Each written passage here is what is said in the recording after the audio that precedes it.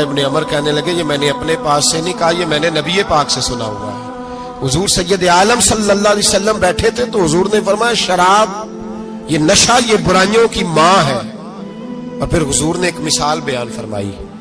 نبی رحمت علیہ السلام نے فرمایا بنی اسرائیل کا ایک واقعہ ہے۔ ایک خوبصورت جوان تھا، ایک عورت کا دل آ گیا اس پر۔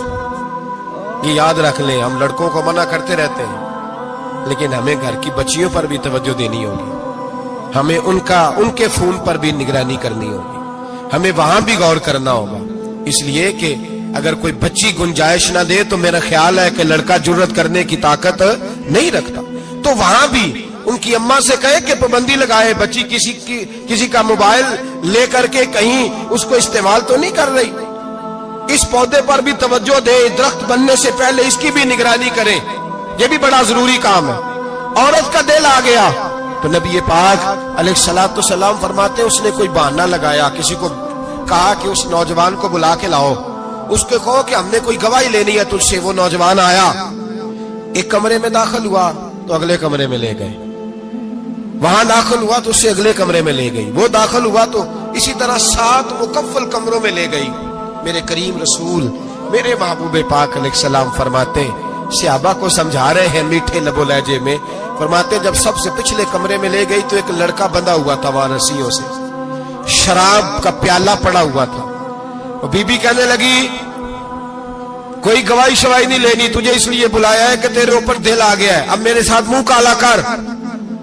تو وہ جوان کہنے لگا نہیں، میں نے اپنے نفس کو پاک رکھا ہوا ہے، میری نظر بھی پاک ہے، دل بھی پاک ہے، اور اس کی برکت یہ ہے کہ رب نے میری روح کو بھی پاک رکھا ہوا ہے، تو میں یہ حرکت نہیں کر سکتا۔ پاک لوگ پلید کاموں کی جانب توجہ نہیں کرتے، میں یہ حرکت نہیں کر سکتا۔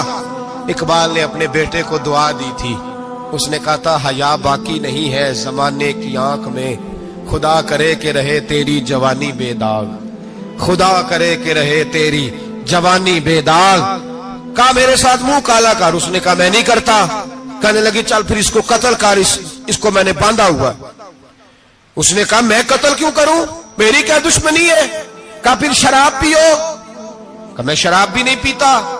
تو کہنے لگی اب تو میں نے تجھے اپنے چنگل میں پھانس لیا ہے، اب تو یہاں سے بچ کے جا نہیں سکتا، اور اگر تو باہر جائے گا تو میں شور کروں گی، لوگ جمع کروں گی، اس نے میری عزت آبرو پہ ہاتھ ڈالا ہے، تو بچ تو نہیں سکتا، ایک کام تو کرنا پڑے گا۔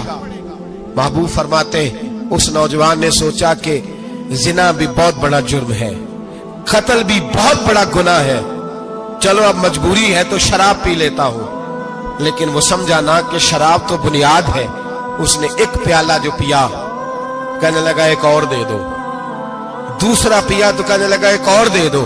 اب 3 پیالے 3 بوتلیں شراب جو پی چکا تو خماری چڑھ گئی۔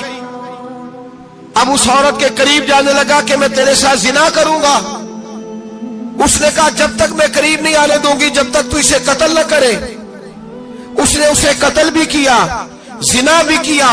تو محبوب فرمانے لگے یہ قتل اور زنا جو ہوا ہے تو یہ شراب کی وجہ سے ہوا ہے، گویا شراب کو جرم ہے جو قتل بھی کرائے گی، جو زنا بھی کرائے گی۔ اور اگر آپ نشئی کو دیکھیں، اگر آپ شرابی کو دیکھیں تو کیا وہ ڈکیتیاں نہیں کرتا پھرتا، وہ چوریاں نہیں کرتا؟